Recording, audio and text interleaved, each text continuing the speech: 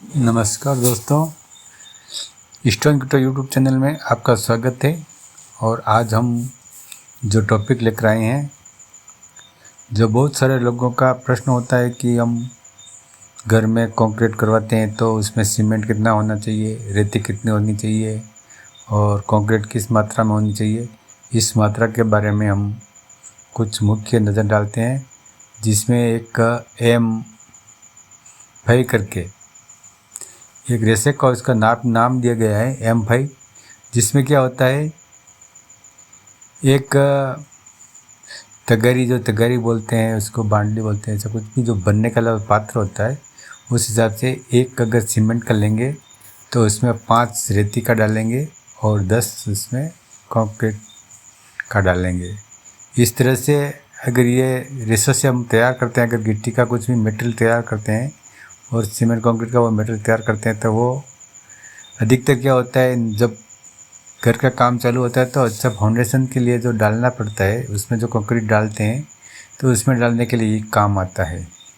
इसी के साथ में दूसरा रेशो रहता है, जैसे कि आप ये कभी भी केजी के हिसाब से नहीं चलता है, ये पात्र के हिसाब से चलता है। जैसे तगारी कुछ भी रखते हैं, उस तगारी को जो भर के डालते हैं, तो इसी तरह से M75 होता है। वो भी क्या होता है, एक तगारी अगर आपने सीमेंट लिया है तो आपको 4 तगारी बालू या रेती सैंड जो भी बोलते हैं वो लेना है और 8 तगारी आपको गिट्टी लेना है।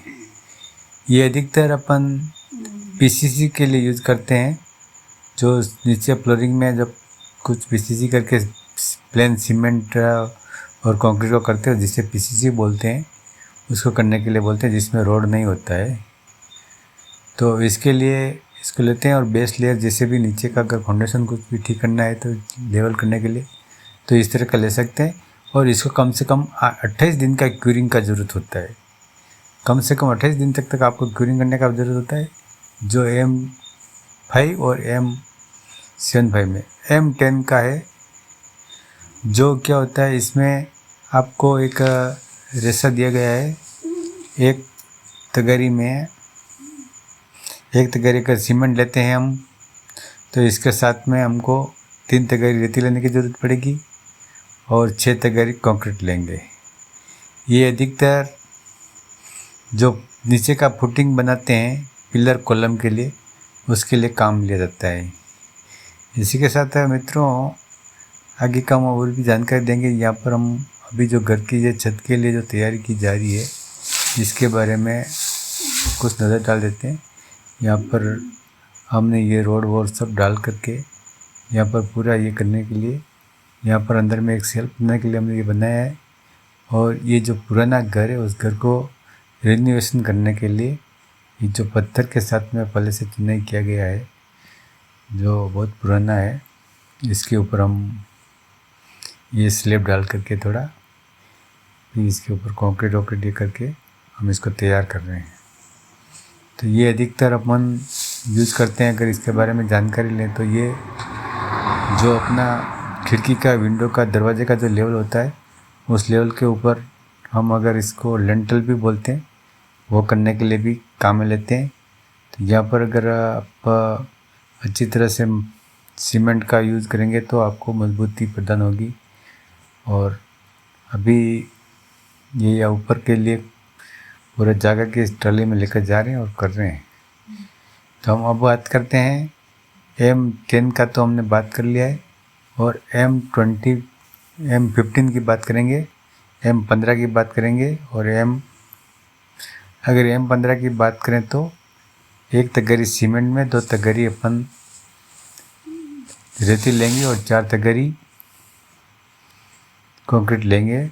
और इसको मिक्स होने के बाद में हम अधिकतर ये कहीं पर फुटपाथ में और अधिक यूज़ होने वाला एरिया हो तो वहाँ पर यूज़ करने के लिए काम लेते हैं। और M20 जिसमें 1 तगारी सीमेंट रहेगा, 1 तगारी कंक्रीट, 1.5 तगारी रेती रहेगा और 3 तगारी कंक्रीट रहेगा। ये अधिकतर RCC के लिए काम में लिया जाता है, जिसे बेस बनाने के लिए काम लेते हैं। और जो सामान्य घर होते हैं उसमें यूज़ करने के लिए M20 का रेशो ही काम लिया जाता है। इसी के साथ में मित्रों M25 में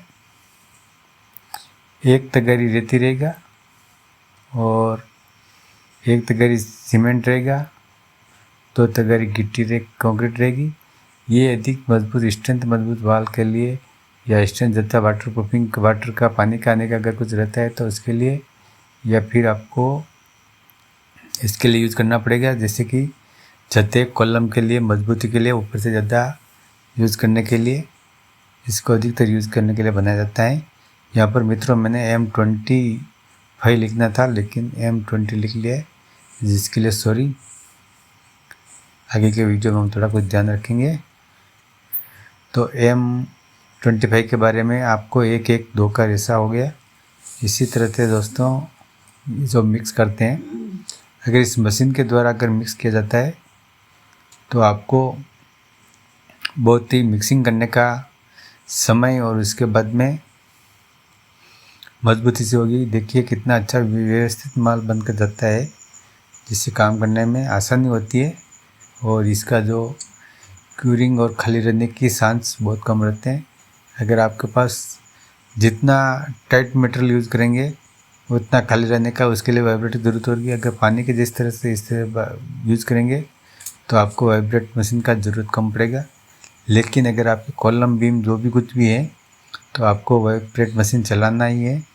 उसके लिए कभी भी ये नहीं करना है कि हम नहीं चलाएंगे करके। तो इसी के साथ दोस्तों हमारी जानकारी आपको अगर अच्छी लगे तो हमारे चैनल को सब्सक्राइब करना ना भूलें और बेल आइकन प्रेस कर दें। इसी तरह की जानकारी हम आगे भी पहुंचाते रहेंगे। तो इस जानकारी के बारे में अगर आप कुछ जानना चाहते हैं तो हमें कमेंट करें, और हमारे और भी बहुत अच्छे अच्छे वीडियो हैं जो घरों की जानकारी के लिए, उन वीडियो को आप देख सकते हैं और लाइक करना ना भूलें। धन्यवाद मित्रों, मिलते हैं हम अगले वीडियो में। जय हिंद, जय भारत।